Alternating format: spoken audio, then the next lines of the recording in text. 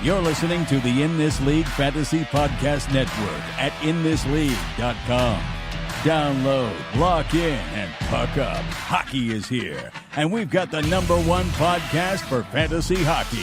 It's the Roto Hockey Show with your hosts, Tony Healey and Brian Matthews. And boom goes the dynamite. Hello and welcome to the Roto Hockey Show. I'm Tony Healey here with Brian Matthews, ready to talk a little fantasy hockey. Jeez, Brian, I'm still sick. This is unbelievable. I sound like morning show with the Wolfman. Ow. Nice. That's what we got to get with. You have to get your radio voice. And hello, everybody out there in Roto Hockey Show listener land. Oh, it's so bad. It is bad. I didn't help, huh? Your little run? No, I was getting all excited. How did everyone do? We did pretty well, considering my son hasn't run a 5K in a while. Or you, or the dad, or me, or my wife for that matter. And I was sick as a dog. It was fun. It was good times. Yeah. And then God bless my wife. God bless her. She's rolling a temp of 101.5, and she runs a 10K the next day. Hey. Good for her. Like I don't have that kind of oomph anymore. Willpower. No, I mean, listen, when I was in college, I did play with broken ribs. I played in high school with mono. I've done that, which is not advisable as an adult. Yeah. I don't care. There's that no much. reason. There's no reason. You got to get up. You got to travel. You got to deal with everything else. Regular life. There's no reason to put yourself through that. But you're better for having done it. So props to her, and props to you and the little one for getting your run on. No, we did. It was, I'll say this. It was a pain in the butt, but it was fun to do with the family. And, cool. We look forward to doing it again. In fact, I just signed up for another one. So nice. All right. Well, so the R&R was somewhat relaxing. Yeah, a little bit. Not too bad. What about your R&R? Did you play a little golf? Good. Did you? Got some small ball in, and Nice. I did okay. I broke 90 the one day I played, so that's a success. And with a upstate New York mid-February swing, the fact that I shot an 89, I was thrilled with that. If I putted better, I would have shot even lower, but you know how that goes. You know what they say: drive for show, putt for dough. Yeah.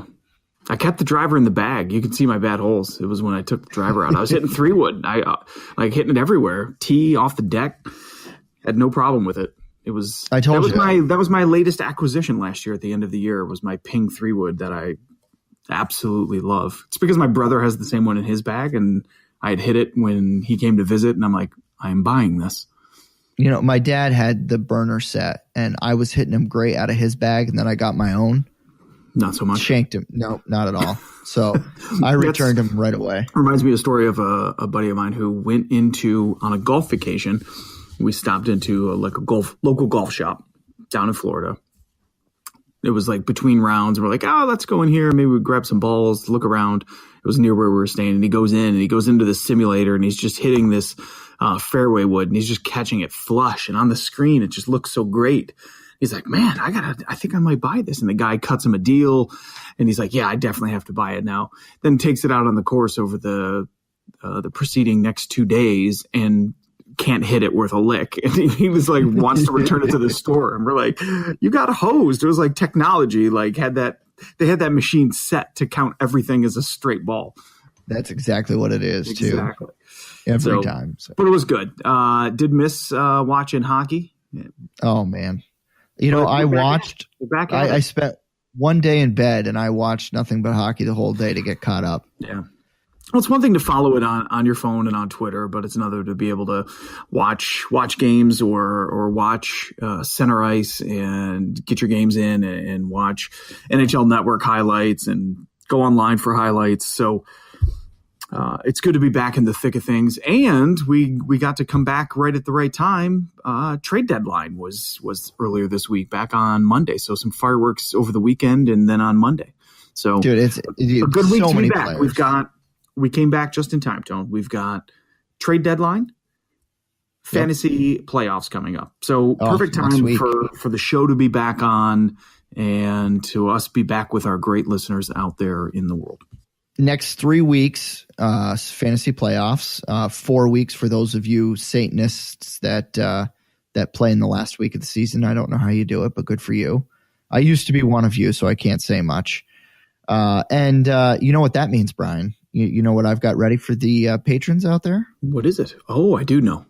The playoff matrix. That is awesome. Go get your ad drops. Know who you got to get. Yeah. Patrons, you'll have access to that tomorrow. Yeah, we'll drop we'll have the podcast up and hopefully the playoff matrix. Let's see. The playoff matrix will be on Friday lunchtime. We'll have that up on the Patreon site. So if you're a patron, any level patron, you can go on there, get that. 2 easy to follow guides for you. One will be each team breakdown for each of the 3 playoff weeks. And the other is kind of a handy color-coded guide for total team games during the stretch of the playoffs. So you can just kind of look at it real quick and be like, oh, who are the teams that I need to keep an eye on? Just look at the few colors and you'll be able to figure that one out. So. All right, Brian, since the fantasy playoffs are next week, let's get this moving. Folks, if you listen to the podcast, you likely found us on iTunes, SoundCloud, or through our partners, the In This League Fantasy Podcast Network or the Grandstand Sports Network. Hopefully you subscribe to our podcast on iTunes, SoundCloud, TuneIn, Overcast, Pocket Cast, Stitcher, or whatever podcast app you use. And please don't forget to submit your reviews of the podcast on iTunes and all the other sites. We have a bunch of new listeners this year. We enjoy the feedback, and we're happy to mention you on the show. And Tone, I'd be remiss if I didn't remind the folks heading into the playoffs. We're probably going to have a lot of folks out there who aren't in the playoffs, so don't worry, your season's not over. You can get into the draft app and have yourself some fun over the next few weeks and into the playoffs, the NHL playoffs as well. So just because the regular season and year-to-year leagues are going to be dying down here over the next month, it doesn't mean that you're going to have to stop playing DFS. So you're going to have that fun throughout May and June. So where is it? I got to read it. My reader here. There we go. Did you know that your chances of winning on draft are 80% better than on salary cap sites? That's why you need to try Draft. No more getting crushed by the pros. More than 1 million people have already downloaded Draft. You can play in a real live NHL draft right now, be done in under 5 minutes, and get paid out the next day. Drafts are filling every second, so you can join one whenever you'd like. All new players, you get a free entry into a real money draft when you make your first deposit, but you have to use the promo code NHL Roto. That's right. Play in a real money draft for free just by using the promo code NHL Roto. But Tony, it gets even better. Draft is so sure that folks out there are going to love the app that they're even offering Roto Hockey Show listeners a money-back guarantee of up to $100. Just search Draft in the App Store or go to draft.com and come play free right now with the promo code NHL Roto. Good times. There we go. That's right. Listen, just because the fantasy hockey playoffs are going on and your team's not in, like Brian said, doesn't mean you can't have fun. And we're going to run drafts all through the playoffs as long as we can, because I absolutely love the app and I'm killing it. Now, don't forget, we still have our FanDuel tournament every Saturday, so we're going to keep that going as well. Yep. So good times. Good times. And you know what's not good times? Speaking of that, is that you know what that means? It's time for injury news. And when we get done with injury news, we're going to talk trades a little bit, but let's get this moving. A little piece of good news to start off. John Gibson, who's on the IR with a lower body injury, he took he took the ice on Wednesday for practice. There we go. Got read over AK, huh? Roto Barrow, well, I don't know if it's any different than normal. So Roto Barrow was demoted, so that pretty much looks to get Gibson back in the lineup on Friday. If you're a Gibson owner, this cannot come at a better time. The Ducks need him, and so do your fantasy teams. Next up, big, huge, massive blow to the Bruins and fantasy teams alike. Patrice Bergeron, fractured right foot, and he's going to be reevaluated in 2 weeks. Yeah. Since they've got 3 weeks before the season ends, I highly doubt that they're going to rush him back especially with where they are in the standings. There's no point. We know they're going to play the Leafs. It stinks for his owners because he's been shooting the puck a ton this year, playing really well. Really well. I just gave him credit, which is a lot for me to do. I know. Well, Patrice Bergeron, out of any Bruin ever, next to Ray Bourque and Bobby Orr, he's one of the guys that I could always root for because he played their game the right way. He wasn't a jerk out there, and he played defense. So Patrice Bergeron, 2 weeks to be reevaluated. I'm not hoping to get him back before the end of the season. Next up, Jack Eichel of the Buffalo Sabres. Status remains unclear. He's got a high ankle sprain, Brian. Do you see Buffalo? I don't know why. Do you see any reason to bring him back? Why would you? What's the point? No, there is no point. Exactly. So why do it? So crazier things have happened, I suppose. It is there has, but honestly, I'm willing to drop him right now. Yeah, I have no issue with it. Yeah, if you're not keeping him, sure. If you're in a redraft, if it's not a keeper. All right. Next up, Mike Smith, goaltender of the Calgary Flames. He has a groin injury, but he was on the ice again today. He also skated Wednesday and faced some shots from the goalie coach. So it looks like he's going to be back sooner rather than later. So Mike Smith, listen, I underestimated him coming into this year. He's been pretty solid. Yep. So that's an injury to keep an eye on going through the weekend. Calgary Flames, Michael Furland, undisclosed. He didn't skate on Monday. He's day-to-day. Didn't play on Tuesday. So we'll see. We'll see where he goes. He's been pretty solid this year. He's been a good streamer. 34 points on the season and 61 games played, but 20 goals already on the year. So he has been useful. That's going to bring us to Josh Anderson of the Columbus Blue Jackets. Kind of like a small stat sheet filler. He gets you hits, 18 goals, 11 assists on the season. So he is shooting the puck. Listen, he's going to miss 4 weeks. Drop in redraft leagues. Drop him, find somebody else to add to your roster. There's no reason to hold on to him. Nick Foligno, lower body injury. He got moved to the IR, so it looks like he's going to miss a week or two. Hits leagues, he's definitely important. He's only got 26 points, 13 goals, 13 assists on the season, but he had been playing better as of late. Again, unless you have an IR spot to burn, I'm not holding on to him. Colorado Avalanche defenseman Eric Johnson, upper body out indefinitely, also dropping him. He's kind of like a poor man's Alex Edler. You know what I mean? I guess about the same amount of points as Edler, I think. 22 points on the year, 7 goals, 153 shots on goal, gets a bunch of blocks, bunch of hits. He's definitely a stat sheet filler, but it doesn't look like he's coming back anytime soon. Safe to drop. Adam Larson, he, unfortunately, this sucks. I feel bad for him. His dad passed away, so he just left to go to Sweden to attend his father's funeral. And there's really not much else to say.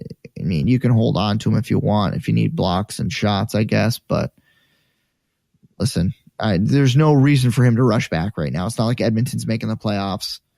So if he wants to take some extra time, let him. And I don't see any reason to hold on.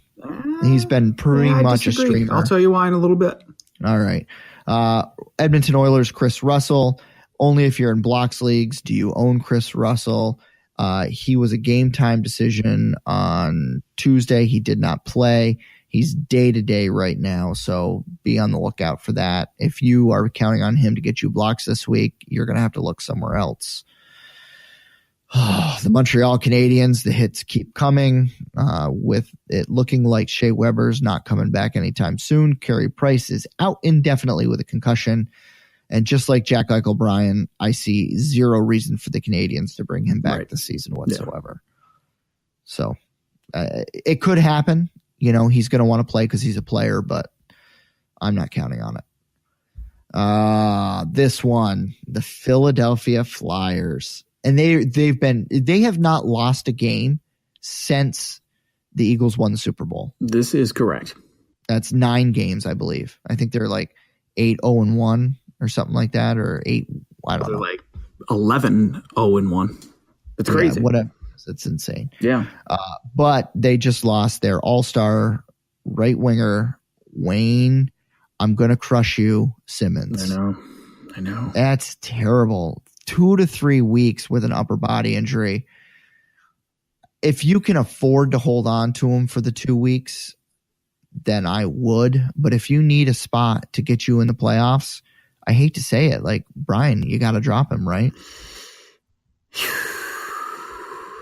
It's tough to make that call because, I mean, listen, he's got. If he comes back and can play in your championship week, that's a huge add. You have to hang on to him. Now, I'm not ready to cut bait on him because, especially in those leagues that play the extra week at the end of the season in their championship week, whether it be a points league and they're playing that last week or whether they extend their championship 2 weeks, I'm keeping him just on the off chance he comes back in the 2 weeks rather than the 3 weeks. You know what I mean? Yeah, I mean, he's got 20 goals on the year, 17 assists. So obviously not a big points. year. I mean, a huge disappointment this year for someone that was third round value, did not return that. And well, I guess, I mean, if you play in a power play points league, half his goals this season have come on the power play. He's got 10 goals on the power play, 6 assists. I mean, 16 power play points to go with 37 total points along with his penalty minutes hits. It's not bad. It's a decent after season. Coming off. Not great. I mean, 2 straight 30-goal seasons preceded by a 28 and a 29-goal season. Maybe he would have gotten to that level, but I mean, this was a 60-point player with over 100 penalty minutes each of 3 of the past 4 years. And this year, 20 goals, 37 points, 55 penalty minutes. So for what you relied on Wayne Simmons for, he did not come through. Well, I mean, he's been hurt this year quite a bit too. I mean, he's been pretty healthy. It's interesting the way that team has played this year. It's been really a roller coaster year for them. I mean, if you go back to the fall, there was talk that they were going to move Shane Gostisbehere. Now you look at how well he's playing. There was talk that Dave Haxtell was going to get fired. Now the team is undefeated in the month of February. And about to take over the Metro Division. You look at that they're about to be in first place. You look at the goaltending situation there. You look at the rejuvenation of Claude Giroux. You look at the emergence of Sean Couturier. And it's just been all these crazy, crazy happenings in Philly, yet the Flyers are playing well, and that's without Wayne Simmons doing Wayne Simmons things. And that's after moving Braden Shen, too, in the offseason. Let's not forget about that. Right now in the playoffs, I think it's Philly-Pittsburgh first round. That'll be epic. Yeah. That'd be fun to watch. Unfortunately, Philly loses Wayne Simmons, and Pittsburgh loses Matt Murray with a concussion. He's out indefinitely. And Brian, that's the second one this year, I think. Yeah. Well, and they're going to need him because they got paced Yari by Boston. Boston put up 8 goals on Pittsburgh tonight. Well, there was like 6 goals in the first 7 minutes of the game or something. It was 5-3 after 1, 8-3 after 2, and it is now currently 8-4 with a couple minutes left in the good Lord. In the game. So yeah. Well, listen, you go look at Pittsburgh's record without Matt Murray, and it's not pretty. Tristan Jarry's the guy that you probably want to own. I don't think DeSmith is the guy. Yeah, I mean, DeSmith gave up 3 tonight, and Jarry gave up 5. 3 on 5 shots, I think. Yeah, that's rough. Yeah. The Tampa Bay Lightning, Nikita Kucherov did not play tonight against Dallas. He got injured Monday against the Leafs, and he missed last night's 2-1 loss to the Sabres. He's day-to-day at this point with an upper body injury. Definitely a situation to monitor.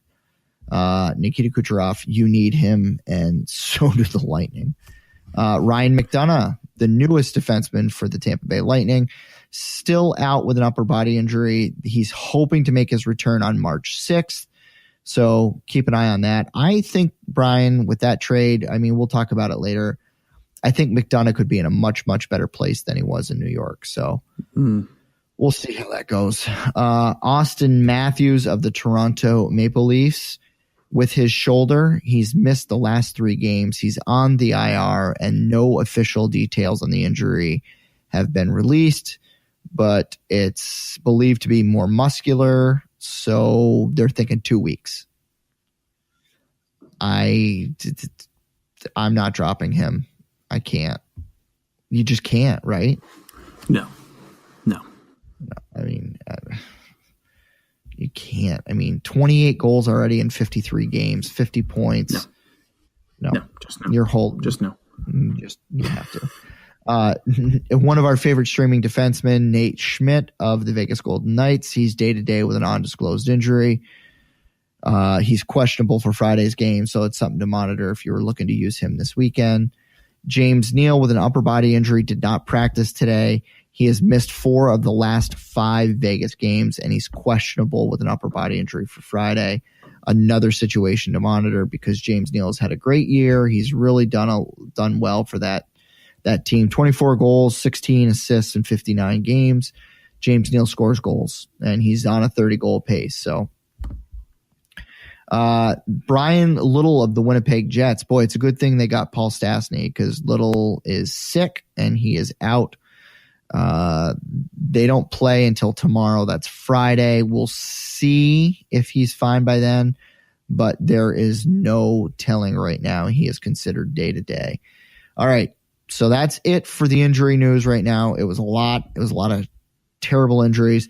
Brian, why don't you start running down the trades? Right, let's go through some of the trades that actually matter for fantasy purposes. Right before we left for vacay, that was the Dion Phaneuf and Marian Gaborik trade. And we both joked about how neither of them were really fantasy relevant. And they both went out and scored in their debuts with their new teams, which anytime there's a trade, always put that little asterisk that the likelihood of that player scoring in one of their first 2 games with their new team is like right around 100%. I'm pretty sure of that. Unless it's Matt Duchene. He only does well after we tell people to drop him every time. So one of the big trades that went down was the Red Wings sending goaltender Peter Mrazek to the Philadelphia Flyers for 2 draft picks, and the Flyers kind of solidified their goaltending spot that had been kind of up and down and injury plagued with Michael Neuvirth and Brian Elliott. So now they have Peter Mrazek. What do you think about Mrazek going forward with the Flyers? I think Mrazek's playing himself into the number 1 spot. I don't think it's a guarantee that when Neuvirth and Elliott get back, as long as Mrazek's playing the way he has been, I don't see how you take him out of the lineup for either one of those 2 guys. The problem is you have 3 inconsistent goaltenders, and Mrazek can fall off a cliff at any moment. But for right now, you're going to ride the hot hand. In the past, looked like the kind of the goaltender of the future for the Red Wings, and we've talked about him and Jimmy Howard in that situation kind of ad nauseum in the past, so I won't relive it. But he does have the pedigree as a potential franchise goaltender. So you get to the right situation with a good team surrounding you. Maybe it was just that the Red Wing teams that Mrazek was on were the ones that were kind of on the downside, and the Flyers, he's getting them while they're obviously a hot team, and that's going to help his confidence at the right time of the year too, heading into March and heading into the playoffs. So I think for fantasy owners of Peter Mrazek, it couldn't be a better situation. I agree 100%. And I'm going to use him rolling throughout the playoffs. I've added him where I could. Definitely. All right. You know what? Go ahead. Brian, I know we're going to get to another trade, but there was one injury that I completely forgot to mention. Jeff Carter is back for the LA Kings. Thank you. So get him in your lineups. Sorry. I completely forgot to mention that. I don't know what I was thinking. Let's see. Another big trade with some fantasy implications was Derek Brassard being shipped to Pittsburgh. I don't know how this happens every year that the Penguins seem to land like these impact players, the savvy veterans of the league that can go in and just pick right up at like third line role, but have significant upside, power play capability, proven playoff performer like Brassard, who has done it in his time with Ottawa and in his time with the Rangers, in addition to other stops. But I look at what the Penguins did. They gave up a first-round pick for Ryan Reeves last year at the draft. Do you remember that? The end of the first round? They just traded him to the Golden Knights for a fourth-round pick, right? And somehow the Vegas Golden Knights are retaining 40% of Derek Brassard's salary. So that's how they got Brassard. A very goofy trade. Yeah. I just – it's unreal. And Derek Brassard goes from being the number 1, number 2 center in Ottawa, right, to being the 3rd center in Pittsburgh with better wingers. Crazy. That's how good the Pens are. And and Brassard definitely is going to – I mean, again, he's shown that he has – the capability of putting up points on the power play and performing in the playoffs. And that's why Pittsburgh made the move to get him. And you have to credit him because they didn't give up much. No. I mean, now Brassard's got Connor Sherry and Phil Kessel. You got a guy that can really move the puck like Brassard to an elite shooter with Phil Kessel. It's good for him. I don't know. All right, let's talk about another guy, not considered a playoff performer, but could have a similar offensive impact, and that is Rick Nash going to the Boston Bruins from the Rangers. Rangers got a decent haul in return with getting a first-rounder. Spooner, who kind of wore out his welcome and kind of didn't live up to what he showed his first season in the league. He just didn't have a place. Oh yeah. I mean, I feel like more that they gave him the opportunity and he didn't take it. You look at the top 6 forward spots there and the amount of guys that they've tried there, and Spooner really never went and got it. Now, granted, 3 of those spots are Pasternak, Bergeron, and Marchand, and then you've got Krejci as another. They brought Backes in. But Spooner was never able to hold on to one of those wing spots. Gets bumped. Now with the Rangers, though, he has 5 assists in 2 games. So, I mean, he got bumped, but he was playing on the number 1 power play on the point. Well, they've moved him all around trying to get him going, and he obviously has shown some skill. But I think the value here is the prospect Lindgren and the first-round pick. Obviously, for the Bruins, also helpful. I think the reason they gave up that first-round pick is that the Rangers took the Bolesky contract off their hands for them. So I think that's more what it was. But Nash, you got to like the situation that he has there in Boston. Yeah, with Krejci and DeBrusque, man. Tonight we talked about the score. I mean, Nash is in on the party. Krejci looking like 2010-11 version of himself. Got the Hattie tonight. Yeah, not to mention the fact that last night Nash not only scored a goal, had an assist, I believe, but he also saved one on the goal line. So, and then the other move that Boston also, in this obviously not as big of moves, but they acquired Tommy Wingels, and they also signed free agent former Olympian and Buffalo Sabre, Montreal Canadian, New Jersey Devil Brian Giunta. So they have a new third line. They bumped Backes back to center, and he's with Wingels and Giunta. So, with Bergeron going down, that kind of threw. So it'll be interesting if Riley Nash up top. The only thing about Giunta coming in is them bouncing Heinen out of the lineup. Well, I don't. It's a young kid. You're going to want to get Giunta some games to get him rolling, but you know as well as I do that Giunta will likely be a healthy scratch more than he does play if the Bees need offense. The Heinen will definitely be in there. So, all right, another pick or another trade, I should say. You had a few. You had the Columbus Blue Jackets acquired Mark Letestu. Not anything major there. Obviously had some power play run in Edmonton, and they get him back. But Ryan Hartman goes to the Nashville Predators. He's rolling alongside. Round pick. But he's rolling alongside Johansson and Philip Forsberg on the first line right now. It's not a bad place to land, but I mean, Hartman's had his chances with Kane. Well, you know how Quenneville is. They played with everybody plays with everybody there. So, but a player that they liked. So it'll be interesting. That Predators lineup is very deep. So very talented, and he's worth an ad. I think so. I don't know if he's going to get special teams time, but playing alongside Johansson and Forsberg and getting that amount of ice time is valuable in and of itself.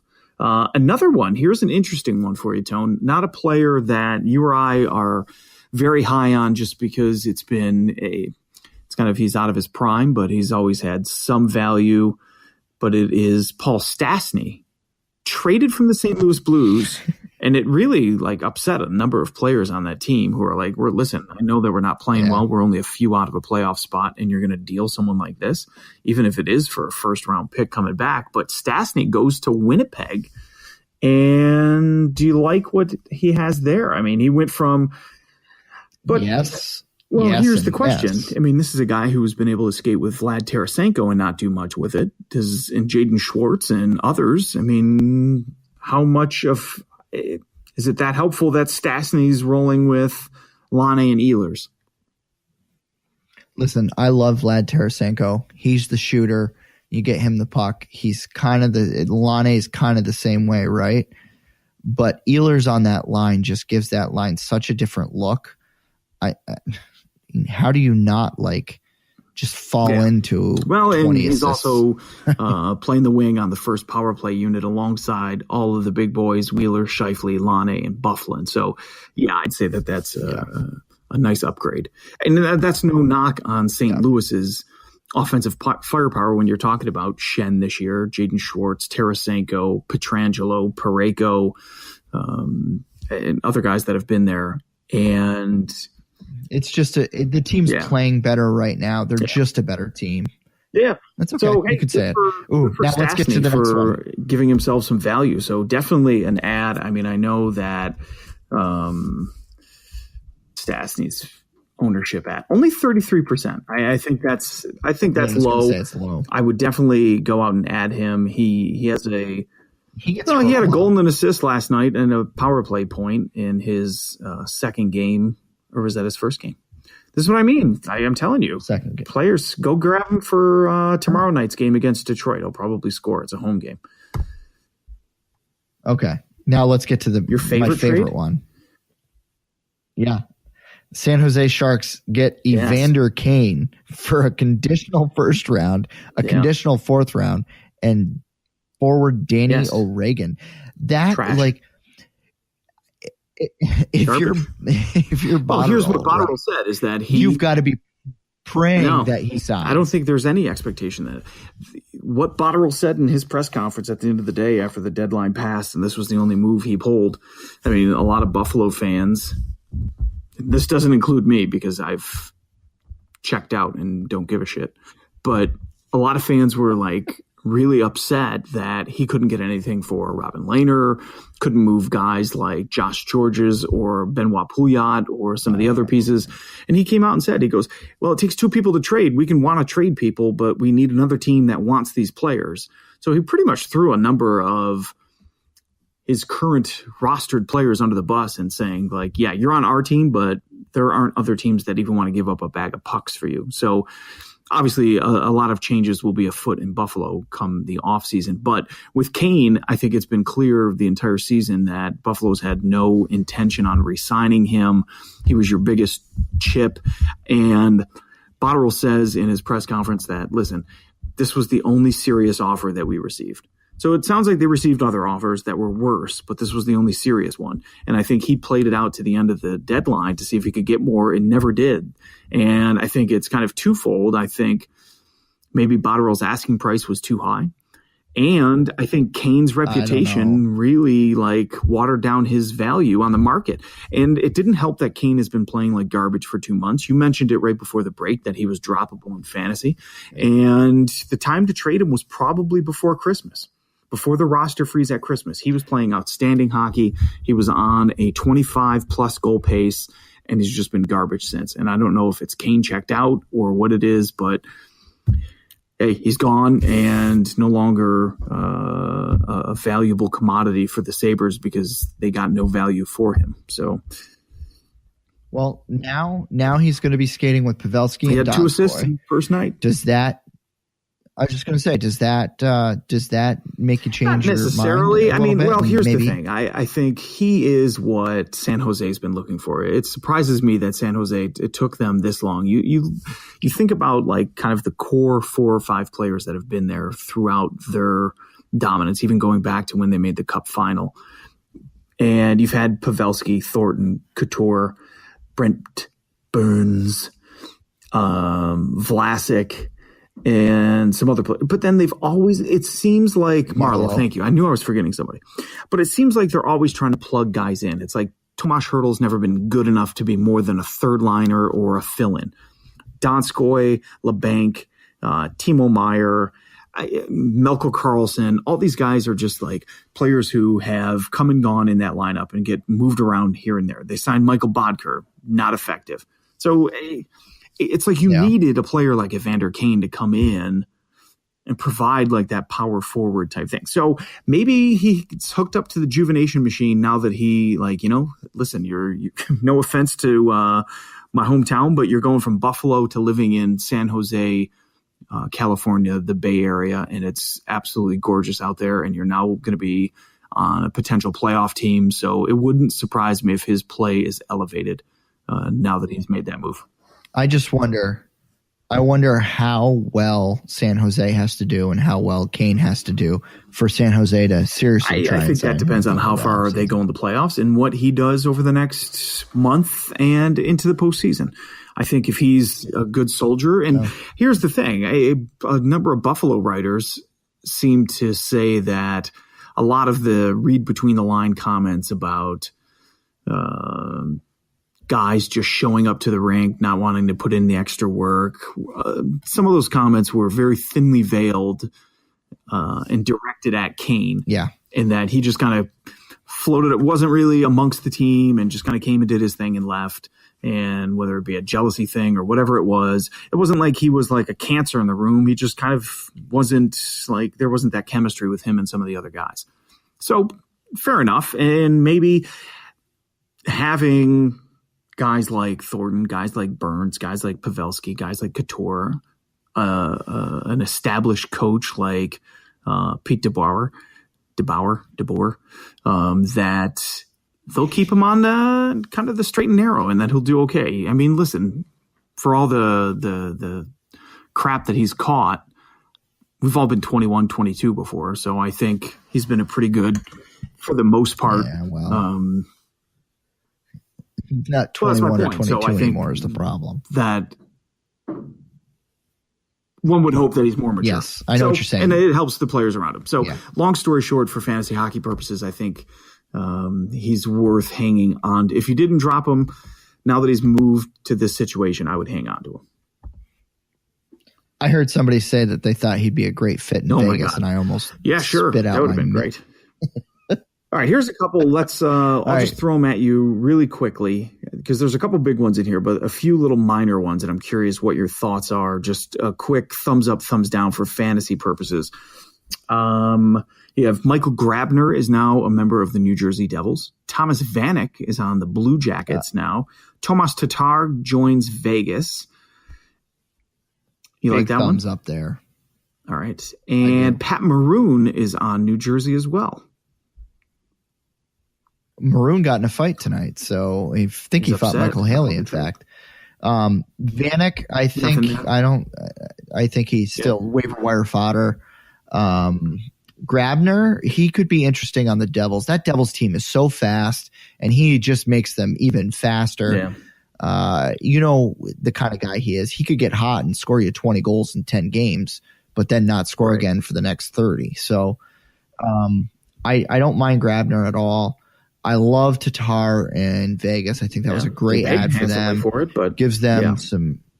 They did, right? But and they were spread out. It's not like they're all this year, and it's an 18, 19, and 2021 pick. So definitely, hey, what you can't just hang on to picks forever, And if you're going to get a bona fide NHL starter versus you have no idea what you're going to get. And obviously they're not going to be picking very high this year, the way that they've played. So it's a low first round pick. You might as well deal it.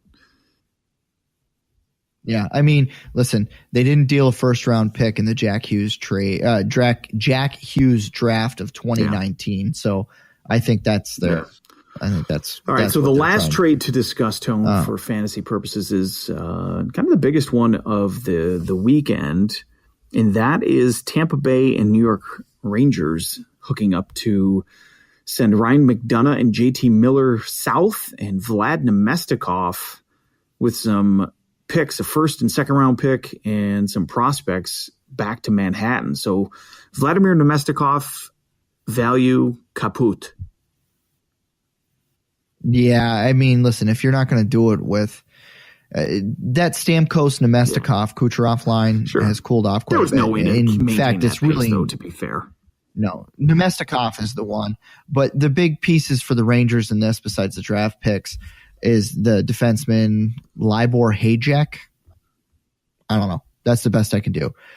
He's got a lot of promise. He's by no means a sure thing, but a lot of people are high on him. I don't think Nemestikov he's definitely his value's gone down.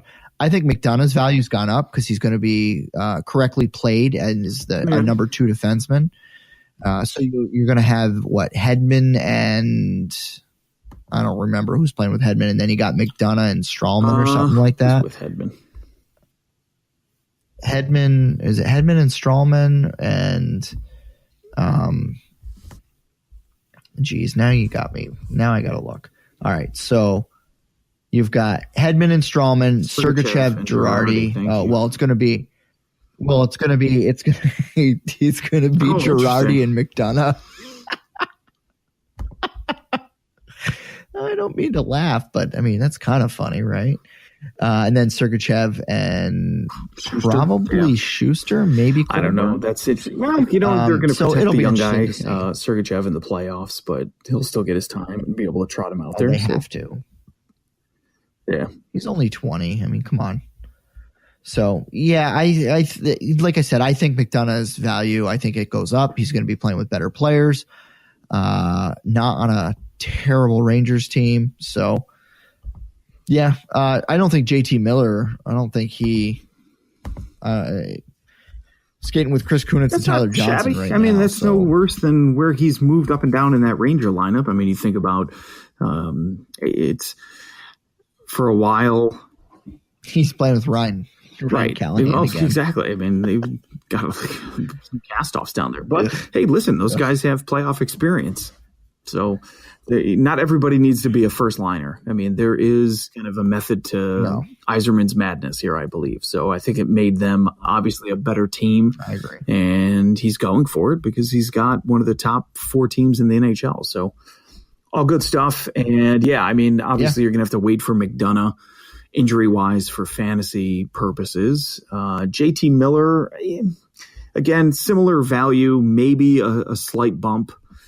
But I'm not rushing out to grab him. He's a streaming player only. But McDonough, worth a stash on the IR. Most likely already owned in your league, though. Yeah, he should be coming back soon. So. All right, that was a lot. I mean, that's a lot of trades good are stuff done right there. That's a lot of information we had to catch up on. A lot of injuries, a lot of trade stuff. Now let's get these folks into the playoffs, Brian. It is the last week of regular season hockey for most leagues.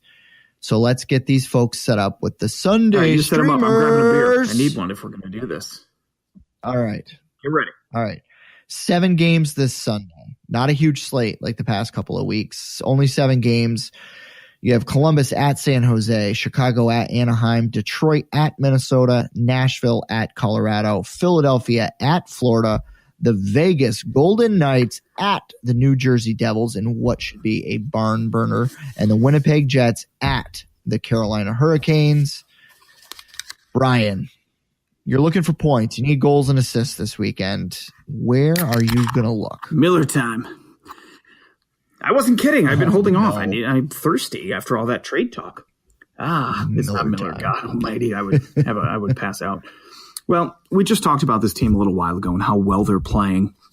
And again, due to injuries, he's increased his role and he has taken off with it. But Nolan Patrick is who I'm going with. The Philadelphia Flyers, 20% owned.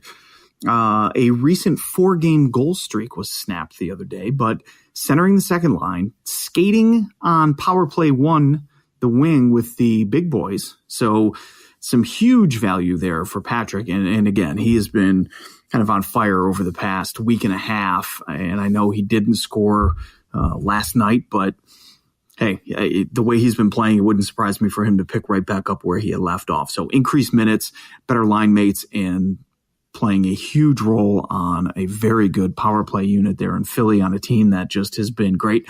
And to be honest, the Panthers have given up, I believe they're a bottom either 5 or bottom 10 team in goals allowed this year. So I know it's a road game, but in that Philly's playing back-to-back on Sunday, but I still like the chances for young Mr. Patrick to come through on Sunday. I like it. Nolan Patrick has been playing really well. And like you said, he's increased his role.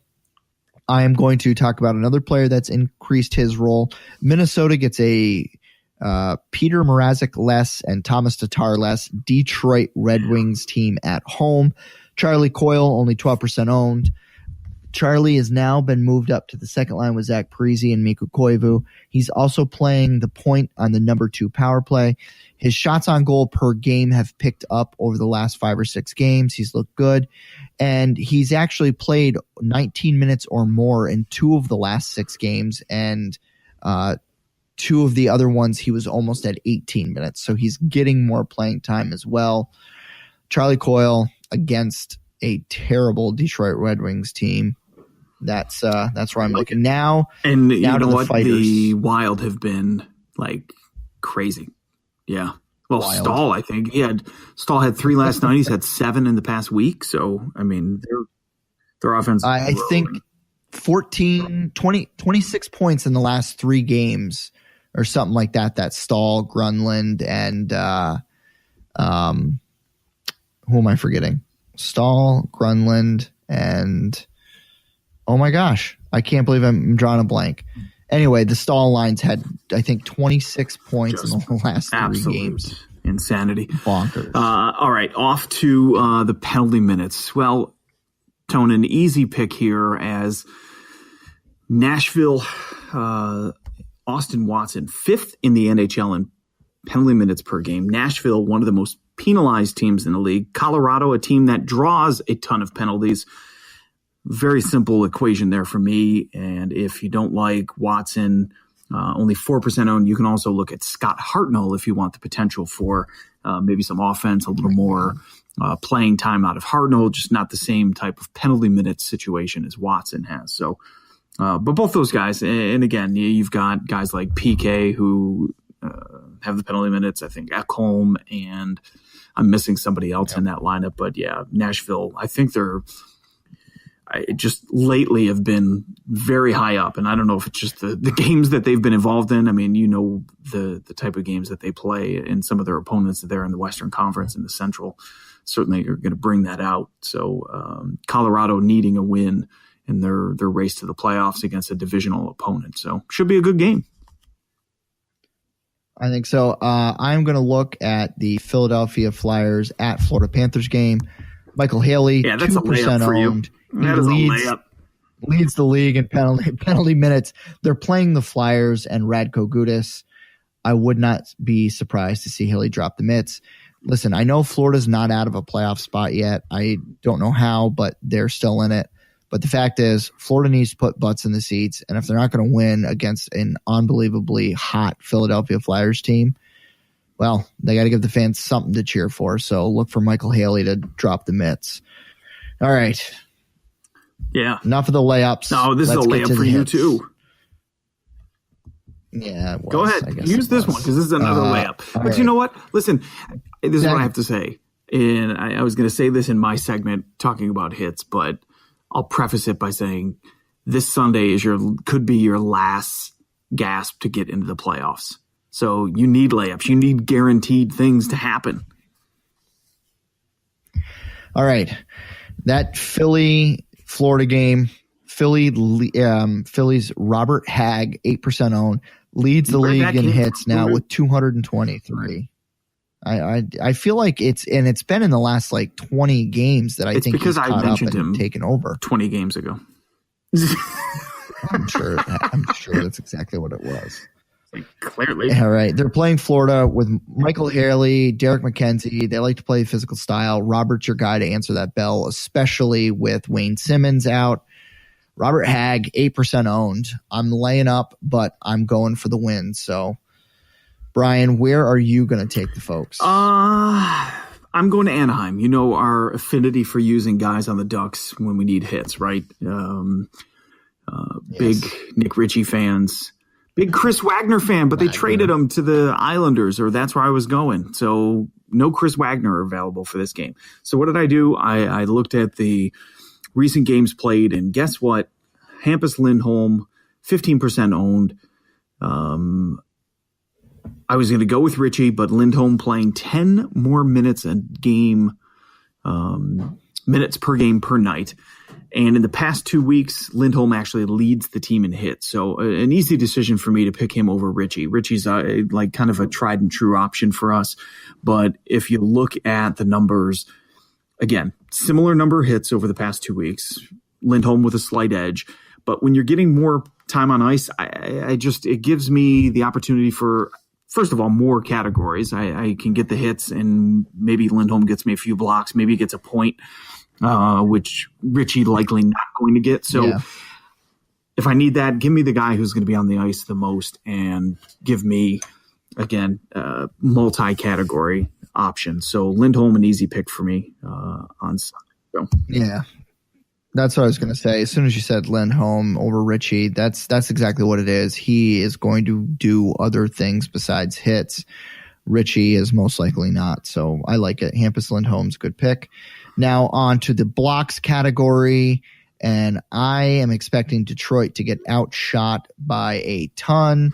I'm going to look at Trevor Daley, 3% owned of the Detroit Red Wings. They're playing Minnesota on the road.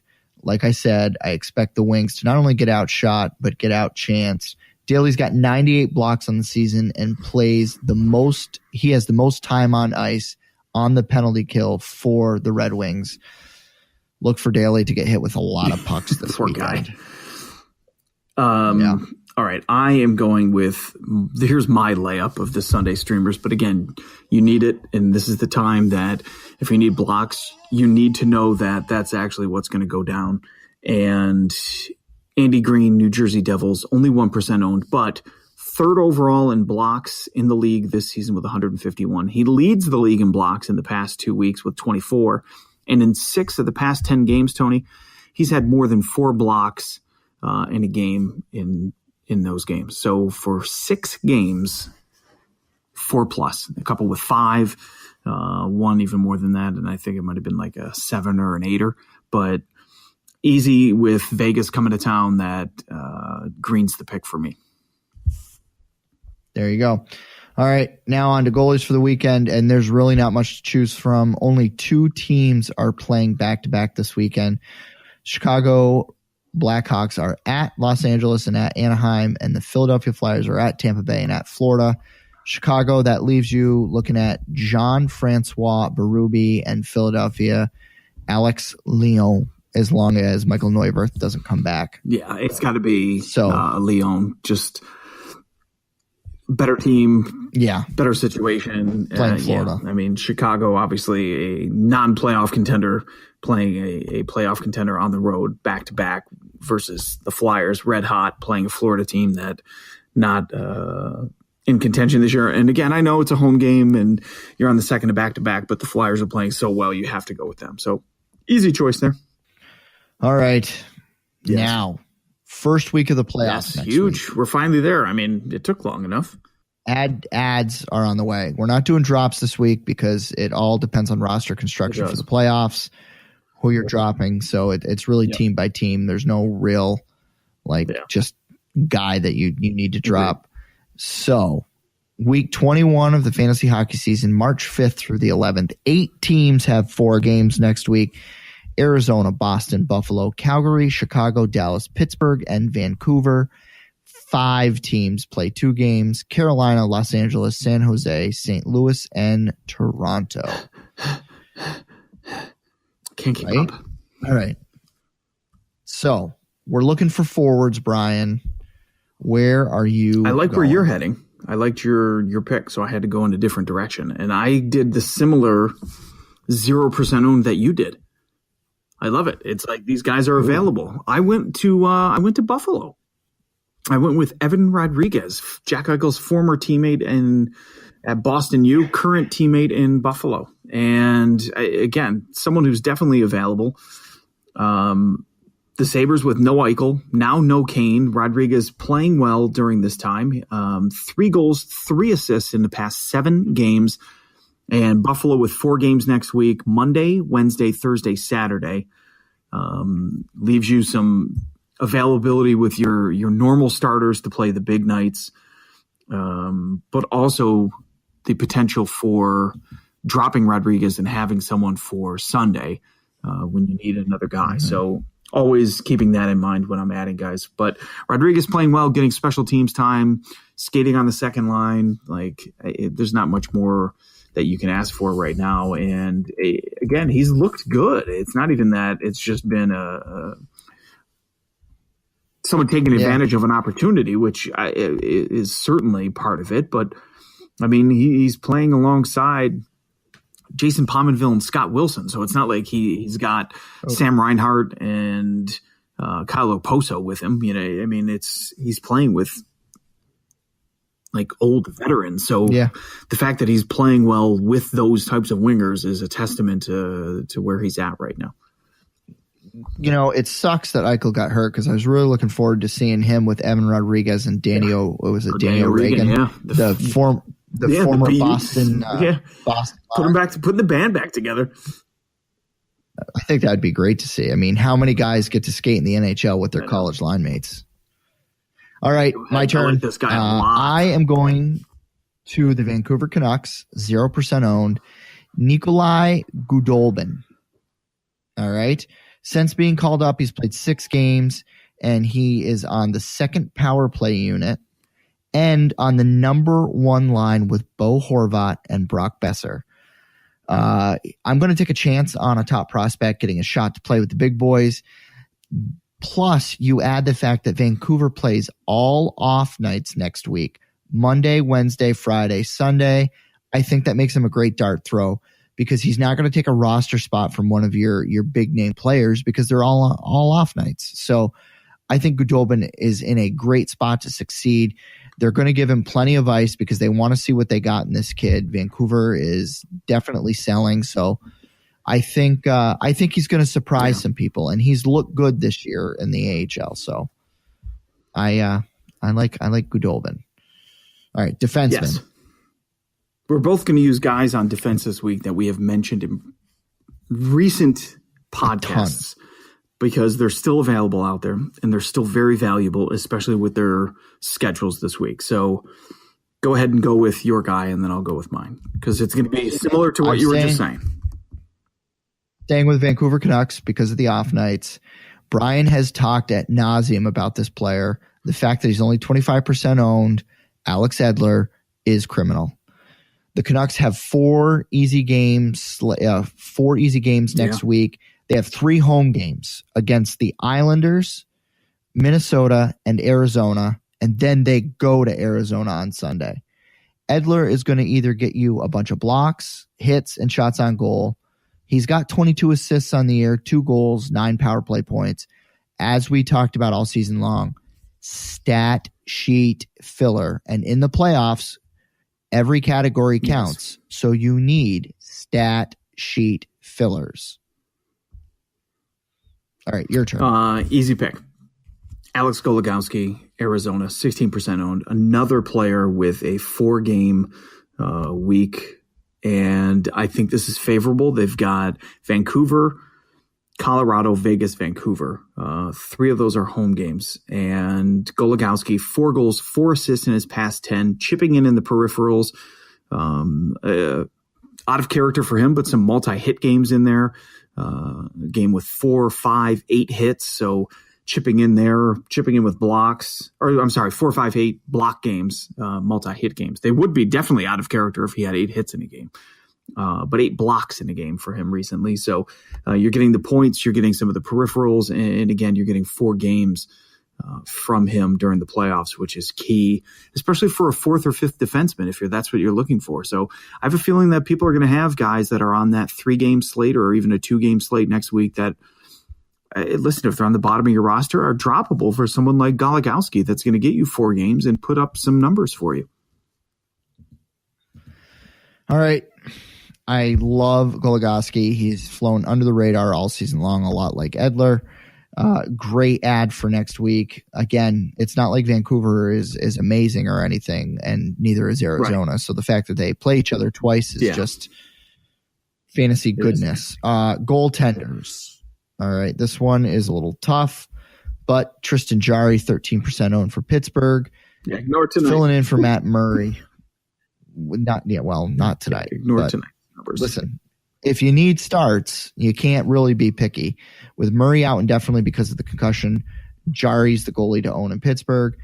Well, excluding tonight, he's got a .916 save percentage and a 2.58 goals against. That's a solid goaltender that you can pick up off the free agent wire. If you can get those numbers moving forward, you can do all right. What about you, Brian? Who are you looking at? Who am I looking at? Well, Tone, it's got to be Dave Rittich of the Calgary Flames, and I know Mike Smith's ready to come back, but Rittich is still getting out there. 8% owned. He hasn't been great, to be honest with you, in relief of Smith, but he's been getting starts. So that's kind of the important part in the playoffs, right? We might not be getting the W's, but he's getting saves, or he might not be getting a great goals against average, but he could get W's and he could get the saves. So the numbers, the ratios might not be great, but he'll be there. He's playing. Smith's still day-to-day. We don't know when he's getting back. So, you look at this week, he could get 2 easy starts this upcoming week. They have games against Buffalo midweek and Ottawa, 2 of the worst teams in the league. So if Rittich gets both of those, huge. If he gets one of those, that's fine too. So at least you got a start in one of those games, which is more than likely going to be a win. So easy call for me for Rittich. There you go. I like it. Player to keep an eye on. I am going to the Boston Bruins, Riley Nash, only 4% owned. He's taking over for Patrice Bergeron, centering that top line. That's a big deal for him and his fantasy value. Brad Marchand and David Pastrnak can make a lot of players fantasy relevant. And if it looks like this line has some chemistry, I would add him right away. Who are you looking at keeping an eye on? Talked about this earlier in the podcast when you're doing the injury report, but it's Adam Larson of the Edmonton Oilers. He is 13% owned. And the reason why, Tone, I get that he has traveled back home because of the passing of his father, but I have a feeling he comes back. And I know what you're saying, that he doesn't have a lot to play for, but these guys are pros. We've seen it with athletes before, the way that they deal with this grief is often to get back to their teammates, get back to the games. It helps them, the routine. Yep. So I assume he's going to come back. And if you're in a league that counts peripherals, as we know what Larson does, he's not going to get you a ton of points, but he's going to play a ton of minutes. He's going to get you a few shots, but he's going to get you a ton of hits and a ton of blocks. And Edmonton, 8 games in the final 2 weeks of the playoffs. So if let's say you make the playoffs, maybe you got a bye week, maybe you win the first week of the playoffs, guess what? You'll have Larson there for weeks for the semifinals and then for the championship, just absolutely filling those categories for you with 4 games in both of those weekly matchups. So that's why for me, it was someone to keep an eye on. Especially with Russell out, he is definitely going to become the blocks guy for sure. And to be honest, if Larson's not there and maybe someone picked him up, look to see if Darnell Nurse is available. He actually has significantly more shots on goal than Larson does this year, but has similar numbers when it comes to blocks and hits. Nurse has been kind of under the radar as to being an Adam Larson clone this year. Well, remember, he was supposed to be their number 1 defensive guy. Moving forward, but never worked out that way. Right. So ad drops are all set. Now it's time for the Beer League Talk Fantasy Producer of the Week. This was pretty simple for me. Evgeny Malkin only played 2 games, 3 goals, 2 assists. A monster lately. Just an absolute monster. Yeah. I mean, Hart candidate right now. I mean, leader in the clubhouse, I think. Yeah, him. Taylor Hall's getting pretty darn close, I'll tell you that. He has been insanely good, and he's played his way in probably the top 3 or 5 for sure of voting. But Malkin, he's got to be the leader in the clubhouse right now. He has just been so insanely good. Oh, Malkin didn't make the top 100 players. Always there. I know, right? All right, folks. If you enjoy the show, please rate and review us on iTunes or wherever you listen to us. And remember, you can find all of our shows and all of the other great ITL fantasy podcasts on the ITL homepage, inthisleague.com. And don't forget to check out our friends at the Grandstand Sports Network. You can find our partners online at www.grandstandsportsnetwork.com and on Twitter at grandstand_SN. You can support our podcast by becoming a patron of the show. Visit our page to see all the great extra benefits we give out to our generous donors. That's patreon.com/Roto Hockey Show. Depending on your level of support, this could include extra content and interaction with us, bonus podcasts, and exclusive Roto Hockey Show swag. And don't forget, noon Eastern time tomorrow, you will get the playoff matrix, where I break down what teams have how many games, home and away, throughout the 3 weeks of the fantasy hockey season. I like it. I hope so. I find it very useful. It is useful. I mean, we just talked about it a little bit here when we were talking about players to add for the week. I mean, that's one of the first things you got to look at when you're considering roster construction and changes for the playoffs. I mean, it's not just adding guys to add guys. I mean, you've got to look, because there's going to be other owners that drop players that are valuable, but it may be because they only have a game left for the rest of that week. And you may drop someone more valuable thinking, oh, look at that guy's name, I'm going to go get him. But you're only getting a game out of him. Whereas this other owner's savvy enough to know, well, I'm dropping him because I'm going to get a guy instead that has 3 games this week and is going to be more valuable. So the playoff matrix definitely worth having for the stretch run. So, all right, Tone, that's all we got. If you want to reach out playoff time, and maybe you're out of the playoffs, you're starting to think of keepers. Maybe you're in the playoffs and you do have roster questions. Feel free to hit us up, shoot us the emails, NHLRotoTony@gmail.com, NHLRotoBrian@gmail.com. Look for us on the Twitter at Roto Hockey Show. You can find Tony at T_LOC11. You can find me at NHL Roto. I mean, this is going to be a fun stretch here. The month of March it's crazy that we're here in the month of March already, but this is what we've been preparing all season for. So it's an exciting time here on the Roto Hockey Show. We're happy to help you guys over the next few weeks. Bring home the bacon, bring home the title, bring home your fantasy ring, whatever. That's it. You know what? I'd like to hear what people have on the line, Tone. We've heard some crazy things, but I want to hear what people might be winning. I mean, a couple bucks is nice, but sometimes it's like the trophy or whatever. The work trophy that we gave out this year in my fantasy football league was like a mini Lombardi trophy. It's actually, I had to do the ordering. I was the champion last year, and we had a like one of those footballs that has like one of the white panels on it, and on there we kind of wrote like whatever we had to write, so it kind of sits there on my desk at work, and it's pretty cool looking. Like, I got a football on a tee, and it's got like a little logo on it and everything. But this year we switched and we splurged, increased the entry fee for everybody for $10, and then used that to buy this little mini Lombardi trophy. It's made out of I don't know, pewter or brass or something, but it's heavy and it's cool. And dude has it on his desk at home, or not at home, at work right now. There you go. That's nice. You got to go with the the Stanley Cup now. I made a trophy. I made a trophy for our football league. I hand made it. I had a bobblehead. Yeah, I did. I had a bobblehead. I took an old. My brother-in-law goes to storage auctions, and he picked up a school that had closed, a private school by us. It closed, and he picked up just a generic trophy that they had. I took the plate off.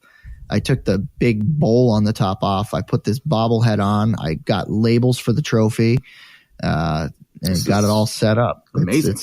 It's quite awesome. And anybody who wins, Yeah. They have it displayed all year in their living rooms. I'm sure their wives my wife very happy about that. Does not want that damn trophy back. So you have to lose. That's your excuse for losing every year is that, I'd win, but my wife really doesn't want this in the house. No, I did my winning early in this stupid league, and now I can't seem to find my groove. Well, I know that feeling too. Yeah, it is what it is. All right. Everybody wants to take down the king, right? That's right. Now, folks, listen, like Brian said, we want to know what you guys are playing for. Send us a picture of your trophy. I know we got some good pictures last year. If you're playing for a ring, I know that official fantasy rings, I don't know if they do hockey ones, but I know that some people play for those. Trophies, underwear, I don't know. Underwear. I have no also idea. Intriguing. I don't know. I don't want a picture. Just tell me that happened. I don't want a photo. I mean, you can just say, hey, guys, guess what? I got a new pair of boxer briefs. Feel free to just say that. You don't need to say that. Well, why we're talking about it. Do any of your leagues, Brian, have a booby prize for last place? No, but they should. We do. Really? The last place team gets their team name chosen by the league going into the next season. That's good. I've seen a lot of these like public shaming things that I'm not going to wear a dress on the corner. Not again. You get that. You get people having to wear like an opponent's jersey into a sporting event. It'd be like going to a Canadians game and you have to wear a Bruins sweater. No. I would never talk to those people again.